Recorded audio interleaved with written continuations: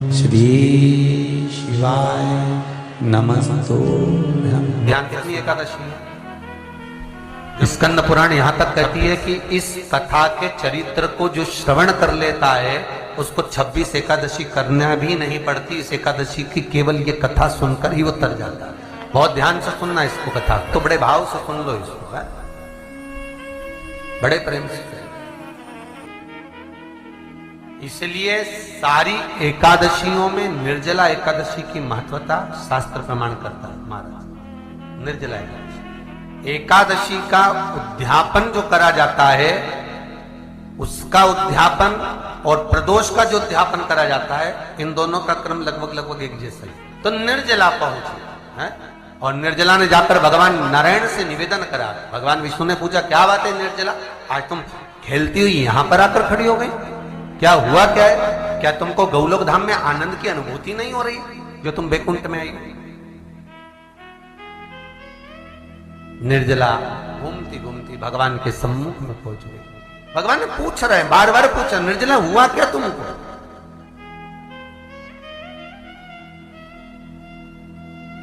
ए निर्जला, ए एकादशी, हुआ क्या है तुम? क्या कारण है तुम्हारे यहां आने का, बैकुंठ पहुंचने का? बहुत ध्यान देना महाराज। शास्त्र कहता है सोमवार, मंगलवार, बुधवार, गुरुवार, शुक्रवार, शनिवार, ये देवता वो देवता सबके व्रत कर लो, सारे व्रत कर लो, पर ये व्रत आपको परमात्मा के धाम तक लेकर नहीं जा सकते, क्योंकि इनका जो पुण्य है वो मृत्यु लोक में आप थोड़ा सा भी गलत करते हैं तो पुण्य समाप्त हो जाता है। पर हिंदू धर्म के 3 व्रत ऐसे बता दिए जिन व्रतों का पुण्य समाप्त नहीं हुआ।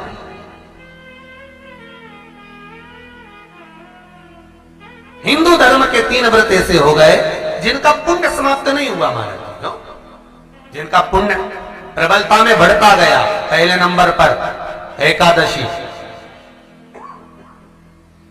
दूसरे नंबर पर प्रदोष और तीसरे नंबर पर शिवरात्रि। एकादशी भी 26 है तो प्रदोष भी जम के बोलते जाओ 26 है। शिवरात्रि केवल 12, केवल 12, और अगर अधिक मास की पड़ जावे तो ये 13, और अधिक की आए तो 13 है।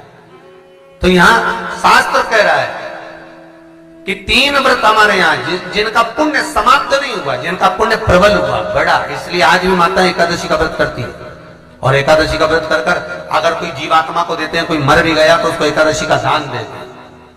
एकादशी का उसको दान दिया है। महाराज निर्जला खड़ी, पूछा क्यों आई, क्या कारण? निर्जला आई तब लक्ष्मी मैया उठकर निर्जला के करीब में गई। निर्जला बहुत सरल थी निर्जला। कहते हैं कामा एकादशी सबसे लंबी है। कौन सी एकादशी? कामा।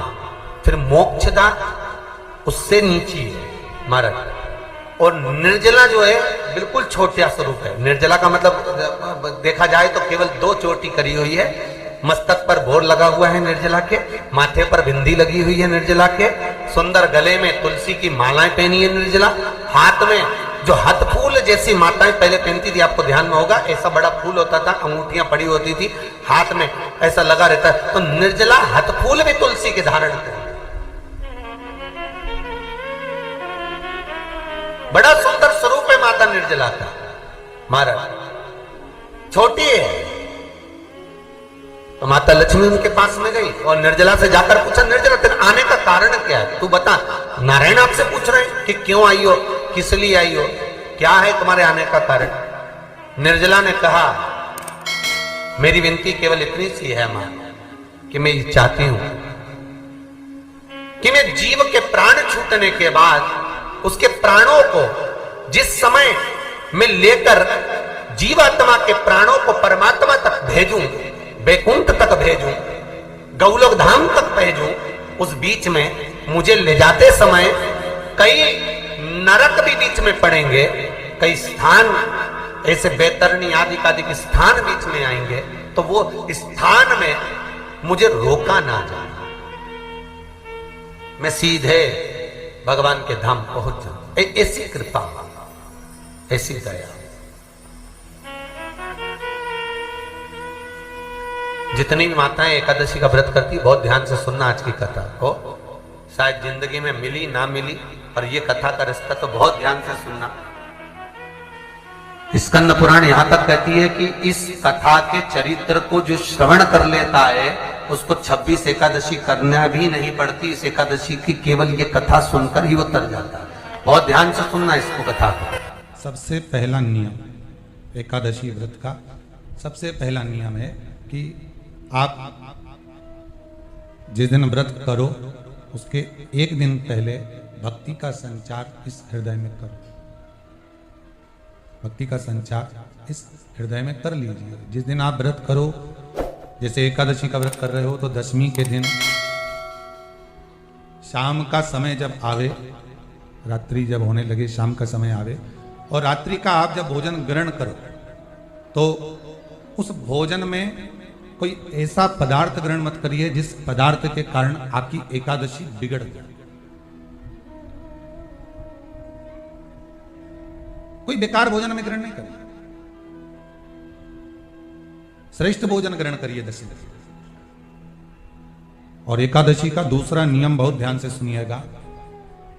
जिस दिन आपकी एकादशी का व्रत हो उस दिन प्रयास करिएगा कि अपने हाथ से किसी भी वृक्ष की कोई पत्ती टूटे ना। अपने हाथ से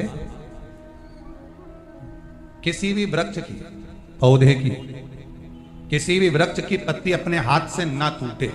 बहुत ध्यान दीजिएगा महाराज। एकादशी का ये दूसरा नियम है कि अपने हाथ से किसी पौधे की, किसी वृक्ष की, किसी डाली की कोई पत्ती ना टूटे, इसका प्रयास करिए।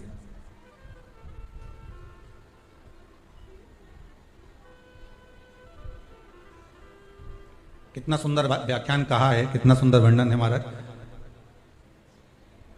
कि मात्र एकादशी का व्रत कर लेने पर, मात्र एकादशी का व्रत कर लेने पर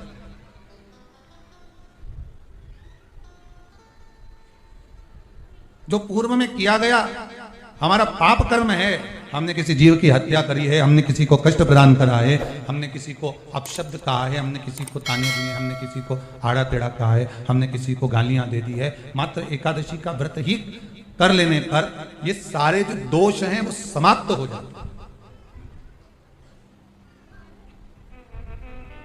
सारे दोष हमारे समाप्ति पर आ जाते हैं।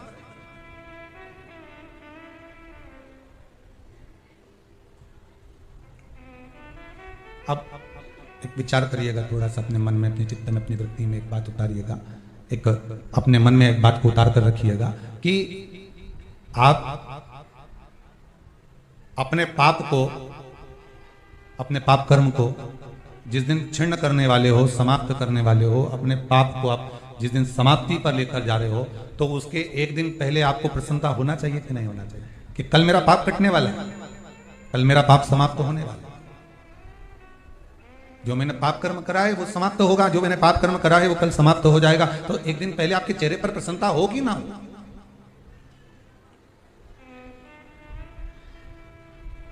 और चेहरे पर वो प्रसन्नता आपके आना चाहिए कि कल मेरा एकादशी का व्रत है, आज दशमी है, कल एकादशी का व्रत है, तो कल मेरी जब एकादशी का व्रत रहेगा तो मेरा ना जाने कितना कितना पाप, कितना असत्य, कितना कितना झूठ, कितना कितना प्रपंच वो समाप्त हो जाएगा। इसमें मुझे प्रसन्नता हो, इसमें मुझे आनंद होता है।